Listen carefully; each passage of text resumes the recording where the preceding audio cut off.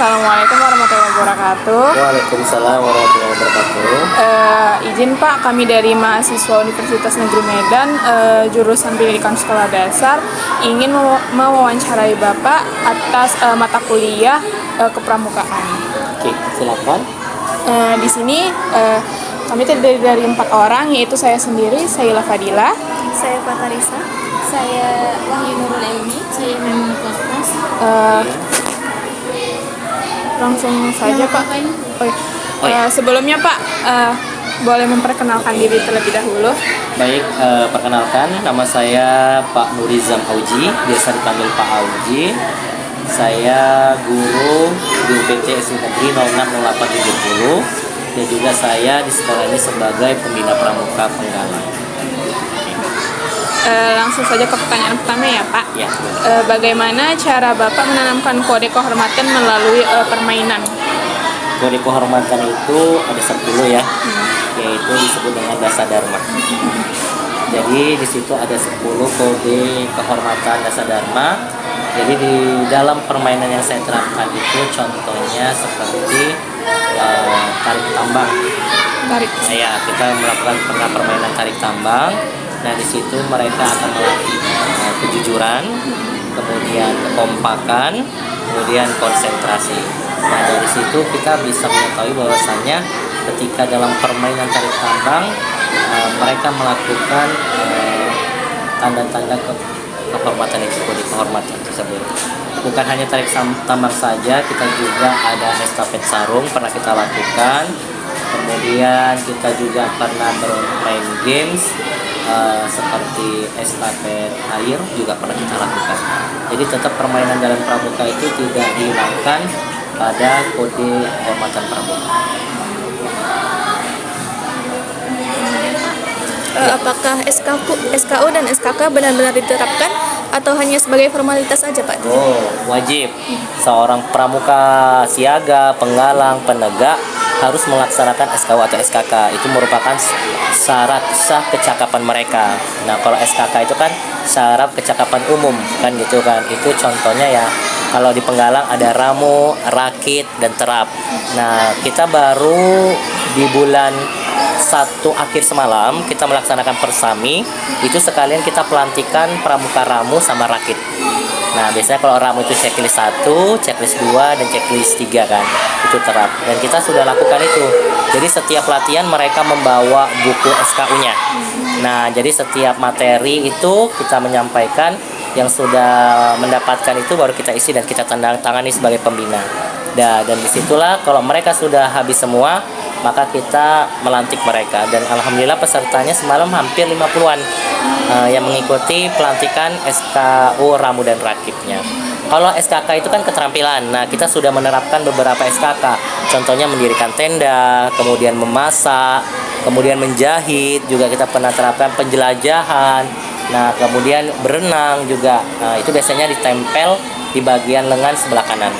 Nah, kemudian ada yang sudah pakai tekpram yang udah lebih dari, kalau yang di kanan kan yang wajib.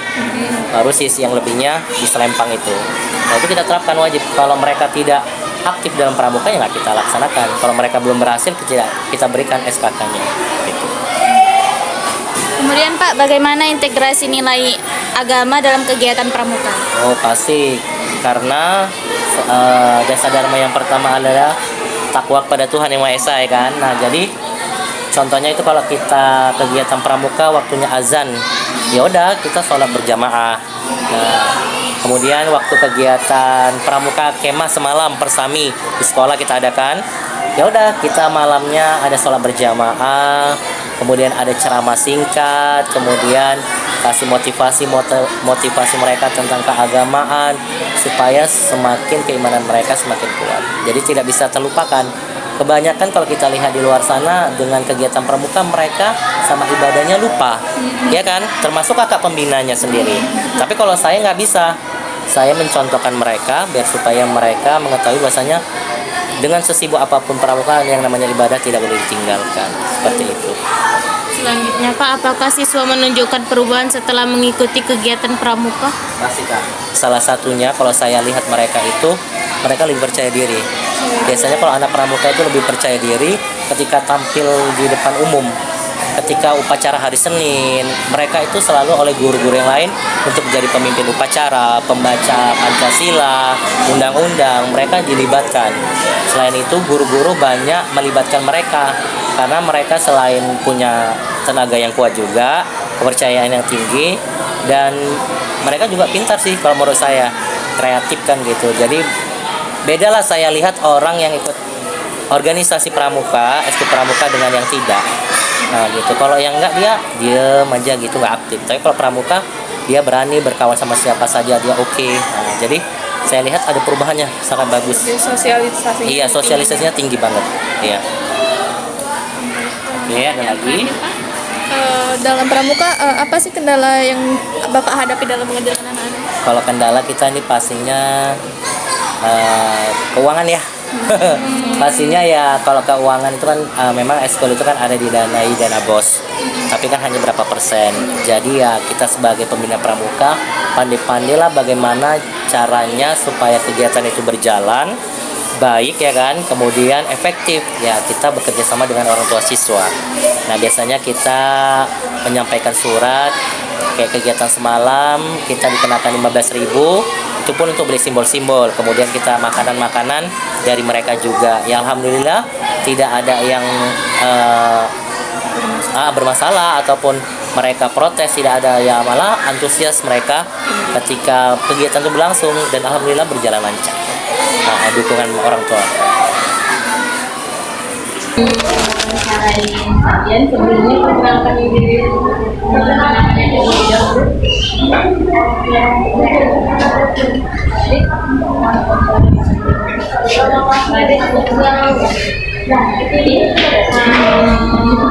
Di sini ke pramuka kan?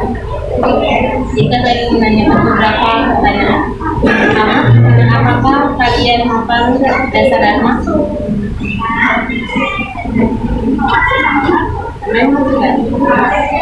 Kemudian pertanyaan kedua, permainan apa yang paling disukai pada saat kegiatan pramuka?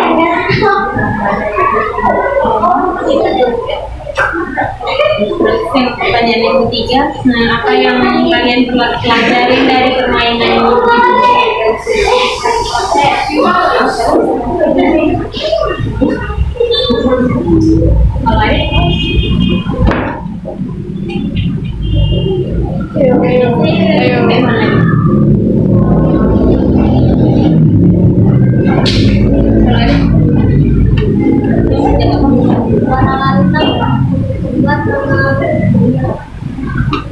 Selanjutnya, apakah kamu jadi lebih disiplin dan jujur saat mengikuti kegiatan pramuka?